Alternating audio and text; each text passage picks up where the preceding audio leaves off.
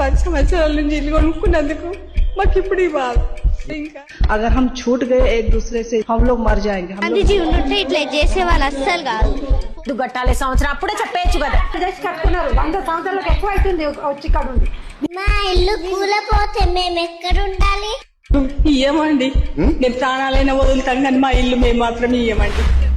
నాకు ఒక sadistic pleasure అంటారు కదా, అబ్బా బాగుంది కదా అనిపిస్తుంది. ఎందుకంటే వాళ్ళ బాధ చూసినప్పుడు. కుక్కనిగా సింహాసనం మీద కూర్చోబెట్టి ఇట్లా నాకుతుంది ఇట్లా నాకుతుందా ఆయన అక్కడిక్కడ నాకుతున్నాడు.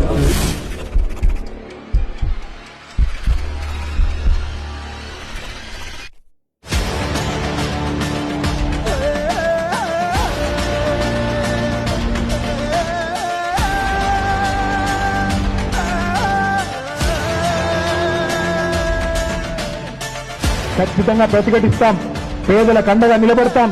నువ్వు విధ్వంసం చేస్తానంటే చూస్తూ ఊరుకోం. మేము ఏడవై బతకాలి, ఏడవై ఉండాలి. ఎందుకు గులబడతారు మా ఇండ్లు? ఎందుకు సార్ మరి ఇల్లు తీసుకోవడం కాదు, మా జనాలు అందరూ చంపేసే సార్ నువ్వు. మరి మా సేవల మీద పట్టుకొని ఏం బిజినెస్ చేసుకుంటావో ఏం చేసుకో మరి. ఎక్కడ బుల్డోజర్లు వచ్చినా స్థానికంగా ఉండే బీఆర్ఎస్ నాయకత్వాన్ని చెప్పండి, తప్పకుండా మీకు అండగా నిలబడతామని చెప్పి కూడా ఈ రాష్ట్రంలోని పేద ప్రజానికానికి మేము విజ్ఞప్తి చేస్తా ఉన్నాం.